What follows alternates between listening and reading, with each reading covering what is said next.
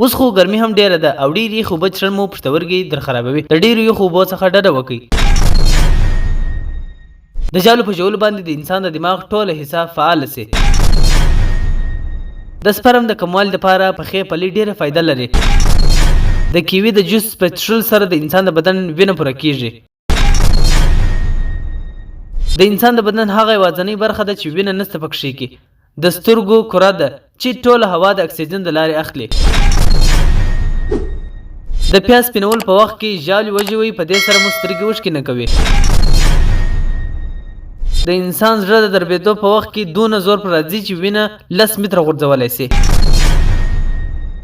د انجونو د زړه حرکت تر هلکانو تر زړه ډېر دربېږي. د مشهوره مسخرهچي اکټر چارلي چاپلین تر مرګ وروسته مړی یې تر 3 میاشتې وروسته غلا شو.